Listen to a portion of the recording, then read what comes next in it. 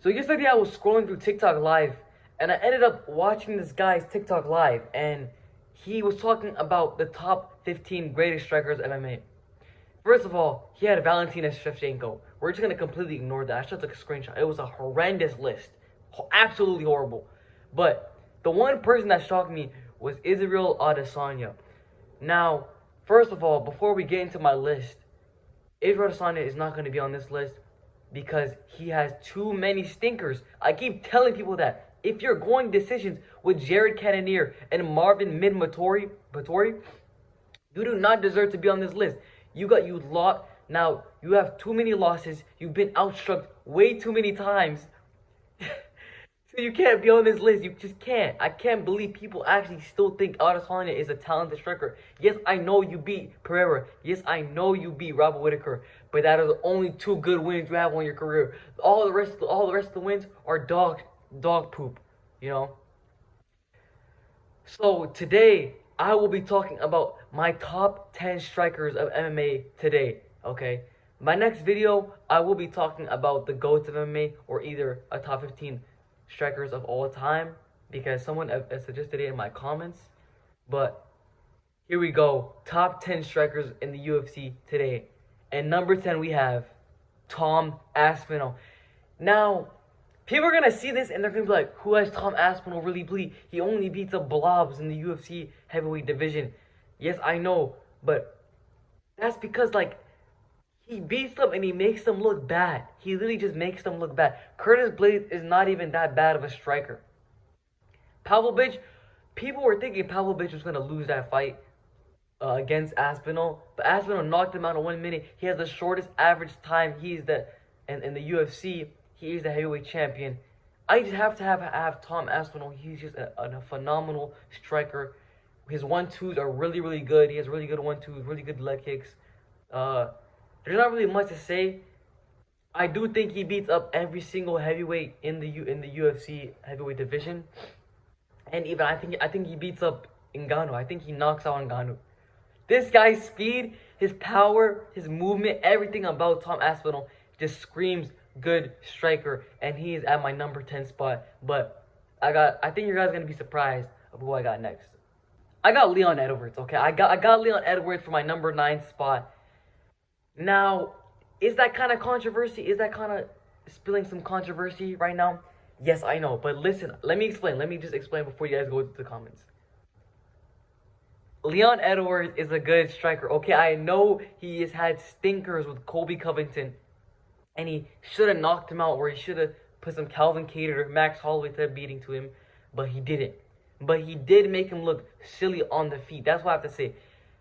Yes, Edwards doesn't have the best power, but he makes his opponents look silly on the feet, and that's just facts. When he fought Kamaru Usman, knocked him out with that beautiful head kick. They came back for a rematch back in London. He showed an amazing performance, throwing a lot of output.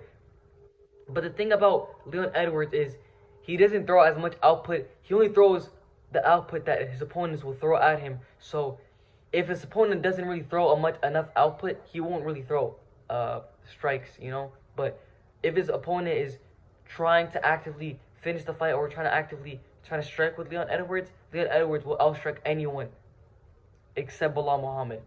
But like, I'm a Leon Glazer a little bit. I still think he could probably beat Bilal Muhammad.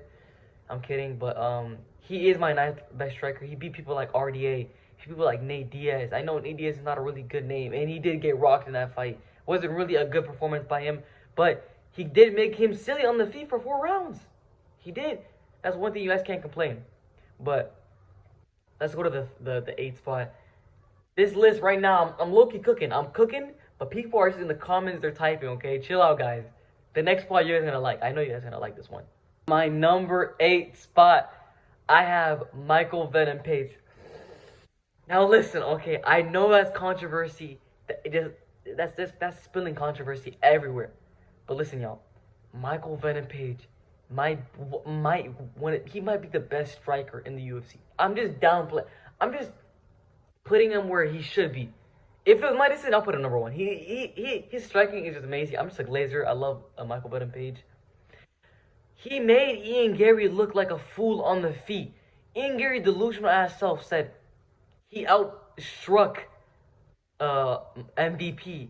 But he really did it. In the second round, MVP was rocking him around, just schooling him on the feet. And he had to shoot takedowns for on Michael Venom Page to make it competitive. If it was just standing on the feet, MVP would have knocked out Ian Gary. Ian Gary doesn't even have that good of a chin, to be honest. You know? But he beat people like Kevin Holland.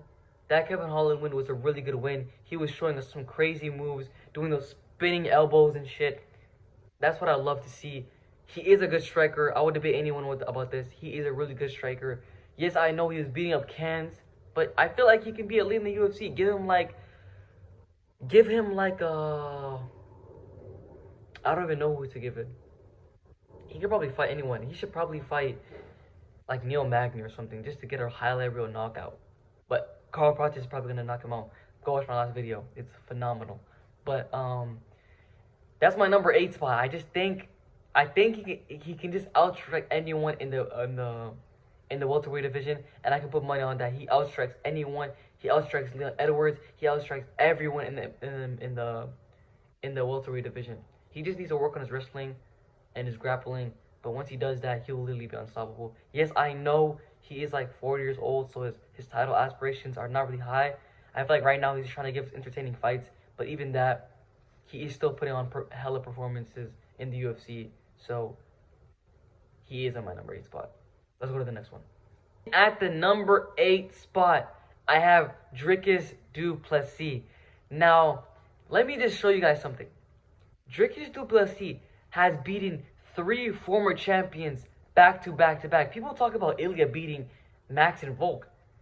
Well, he beat 3 champions back to back to back. Yes, I know Volk and Max are in the higher up in the GOAT conversation, but he beat a good Izzy. Izzy was good. Don't make no excuses for Izzy. Izzy looked phenomenal on that day. Dricus Du Plessis was knocking him around in the 4th round, making him look like a fool on the feet. Sean Strickland, that was a close fight. I did have it going to Dricus Du Plessis. I don't even want to see a rematch, to be honest. I want to see Khamzat fight Dricus Du Plessis, you know? And I think Khamzat will probably beat Dricus Du Plessis. And to be honest, I think he's just way stronger. But that's another video for another day. And Robert Whittaker. That Robert Whittaker fight. Tell me you did not have Robert Whittaker winning that fight. Everyone had Robert Whittaker winning that fight. He was supposed to go out there and knock out Dricus Du Plessis. But Dricus Du Plessis knocked him out. You know, finished both Rob and Izzy.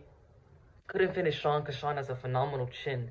But Sean was coming off one of the greatest performances of his entire career, beating Israel Adesanya. That's why I can't have people like Izzy in the top 10. He's getting beat by people like Sean, which is like, yes, I know Sean is a good striker, but you know, that's another video for another day. But that's my number 7 spot. Let's go to number 6. My number 6 spot, I have Volkanovski. Now, wait, you're just gonna be in the comments saying, Volk lost like 2 times. He's on a 2-fight losing streak. He's gonna get finished in his next fight. You guys need to chill, okay? Volk looked good in that Topuria match. He looked really good. He was throwing a lot of high output, stealing the first round from Topuria. But dude, he's really good. Okay, he's actually really, really good. Beat Max 3 times, and he beat TKZ. He beat Ortega. He beat Yair Rodriguez.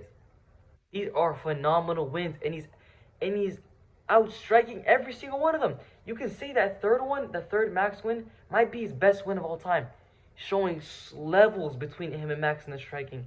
Outstriking Max, jabbing him up, you know, hitting his nose, breaking his face, and he didn't even shoot a takedown in that fight. So what are you guys talking about? So, I have Volkan number 6. His wins are crazy. The Yair one, his Yair win is very underrated. People like to underrate that win, but Yair Rodriguez, Volk had him shooting takedowns on him. His question mark kicks, even Yair. I was tempted to put Yair over Tom Aspinall, but I feel like Tom Aspinall has the potential to be one of the greatest heavyweights of all time. He's outboxing people like Volkov and stuff, you know. which Volkov is a pretty decent striker. So I had to put Yair in my Yair is somewhere in the top 15. I feel like top 10 is just more like it's just better to put someone in the top 10. To be honest, like bleh. I can't speak, but yeah, that's my number 6. I got Volkanovski, but let's go to my number 5 spot. At my number 5 spot, I have the brother. Hey, brother, hey. DC, this guy's fat, DC. I have Islam Makhachev. Islam, one of my favorite fighters personally. I love Islam so much. He's a very entertaining fighter. But we're talking about his striking today. His striking is really good. He's outboxing people like Dustin Poirier, who is a really phenomenal striker. He's like a top 20 striker in the UFC right now, and that's facts. He's outboxing him while he had staph infection. So, you know, take that as you will. He's boxing people with he's outboxing people like Dustin Poirier on an off night, beating Volkanovski twice, knocking him out on the second try as well. The first fight was a really entertaining fight. I had a 3-2, but he even goes to go fight Charles Oliveira. His first, the title fight with him and Charles Oliveira. That was a really decent fight. He knocked down Charles Oliveira, but I know Charles Oliveira got knocked down by like all 3 of his opponents, like Gaethje, Dustin, and Chandler all knocked him down. So he is a very chinny fighter when it comes to people with a lot of power.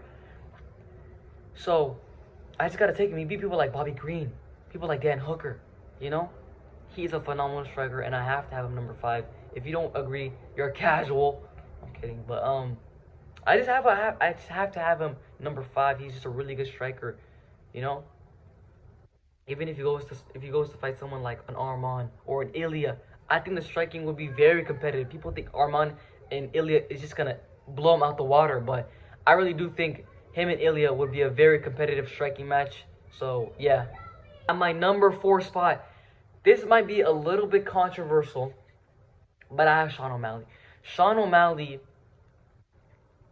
if you really look at his resume and who's he beat, it's not the most impressive, but it's really impressive. He beat people like Chito Vera, Peter Yan, Aljo, Eddie Wineland, you know? Couldn't beat Marab, but that was a closer fight than people thought. I had O'Malley win 2 out of the 3 rounds. The 5th round and the 1st round, O'Malley won. But you can argue maybe he won the 2nd round or the 4th round, you know? Or the 3rd round. So it was a really competitive fight with him and Marab. The thing is just he hasn't beat a lot of strikers. He's mostly beating wrestlers, to be honest. I want to see him go against a Sandhagen and see how he strikes against a Sandhagen, you know?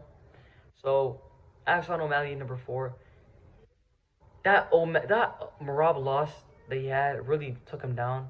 But yeah. At my number 3 spot, I have Max Holloway. Max Holloway did really well against Ilia Topuria. I thought Max Holloway won both rounds, to be honest. I thought his output was just amazing. He was catching Ilia. I thought he even hurt Ilia in the 2nd round when he hit him with that 1-2. But Ilia just kept going forward. Now, credit to Ilia. Ilia has an amazing chin. But, you know, he's just... Max Holloway, if you really look at his record and who he beat, you would be surprised. You would be surprised. He's beat people like Perez, Frankie Edgar, Jose Aldo twice, Gaethje, TKZ, Allen, Arnold Allen. His performance against all these people were standing up. There was no takedown with Gaethje, none. And the fact that he knocked out Gaethje too, that really puts him up against everyone else in the GOAT list, to be honest. His win against Gaethje, because his win against Gaethje might be one of his best wins ever. Maybe the Jose Aldo obviously takes the cake, obviously. But the Gaethje win is a really, really good win, especially how people were doubting him. People thought he was going to get bulldozed by Gaethje, especially Gaethje coming off that KO against Dustin Poirier. Max Holloway is just a phenomenal striker. He did well against Ilia. The second Volk lost, you could argue that he won probably. Even the first one was closer than a lot of people think. I had a 2-3 Volk. But even in the second one, it was 2-3 Volk. To be honest, Volk won the last 3 rounds. But I think I don't really gotta say much. Just go and see his performances. Go and see his striking performances. They're phenomenal. They're amazing. That's why I have him as my number 3, as one of the best strikers in MMA. Probably one of the best strikers of all time, to be honest. Obviously, Ilya goes a little bit in front of him, but he is in that top 5, definitely for sure, all time. At my number 2 spot, I have Ilya Topuria. It was a tie between Ilya Topuria or Alex Pereira, but I didn't know which one to choose, But you look at Volk, you look at Ilya's record. It's crazy. He beat Max Holloway and Volkanovski back-to-back, one of the best back-to-back wins of all time. Beat people like Emmett, Bryce Mitchell. Now you can probably say, oh, Emmett's the big meaty hooks guy, he just has big meaty hooks. Emmett was a pretty good fighter, he even fought for an interim belt against Yair Rodriguez. He's a good fighter. Bryce Mitchell, really, really good fighter. He's really good on the ground. Ilya took him to the ground and finished him, Max Holloway, he knocked out Max Holloway with one of the best chins of all time. Not really one of the best, the best chin of all time. What am I talking about? Volkanovski, people like Volkanovski, yes, he was coming off the KO loss, but people need to stop judging that thing based off the KO loss that he had months before. Volk looked amazing in that fight. Volk's striking looked crazy in that fight. How can you say that it was affected by his KO loss? Obviously, the KO loss had something to do with his chin, and he was always going to get knocked out. Ilya Topuria has probably one of the most powerful 145ers of all time. But he's shown levels. That's what he's shown. He's shown levels. So I'm going to have to just take him to the number 2 spot, And obviously at my number 1, I have Alex Pereira. Alex Pereira beating people like Israel Adesanya, Yuri Prohaska, Jan Blachowicz, Sean Strickland, Khalil Roundtree, Jamal Hill. Those fighters are all good fighters. Is he a top 20 fighter of all time? Jan Blachowicz, probably like a top 30 fighter of all time. And that's the reason why I have him over Israel Adesanya. He beat people Izzy couldn't beat. He beat Sean Strickland. Sean Strickland beat Israel Adesanya play to post. He beat Jan Blachowicz. Yes, I know that fight was a competitive fight, but I still had Alex winning. Alex had freaking Jan shooting takedowns on him. Jamal Hill, Yuri Prohaska, really, really good wins, former champions, Man, I just have to have him there. I have to have him as one of the best strikers, if not the best striker in UFC right now. He fought 3 times in a calendar year. That's never been done before. And that's why I have Alex Pereira as my fighter of the year. He's done more for the sport. Yes, I know Ilya Topuria beat 2 GOATs, but Alex Pereira saved probably he saved 303, he saved 307, he saved 300, They had no one for 300, to be honest. If you can say, oh, they probably had someone. Who do they have? They didn't really have anyone for 300. He saved that card too. So I'm gonna have to have him as my number 1 spot. His record is phenomenal. His only loss in the UFC is by Israel Adesanya by brutal KO. But I'm not even gonna say it's a fluke, because it wasn't a fluke. It was a technical knockout from Israel Adesanya. Alex Pereira is just a beast. I don't see no one beating him. Maybe the only person that could probably beat him is Tom Aspinall, and that's if he goes up to heavyweight, which I don't think he should. I think he should go and stay here and just rack up title defenses and just show everyone he is the GOAT of the light heavyweight division, But yeah, that is my top 10 strikers in the UFC. If you guys like the video, please subscribe. Subscribing is how it shows me how engaged you are with my content. And make sure you drop a comment.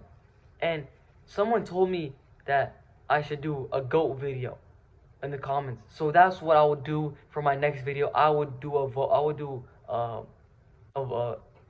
top 15 greatest of all time list. And You might be surprised. But that's gonna be my next video. Hopefully, if something comes up, if a fight news comes up, I'm obviously gonna have to talk about it. But that's the video. I'm in MMA. Peace.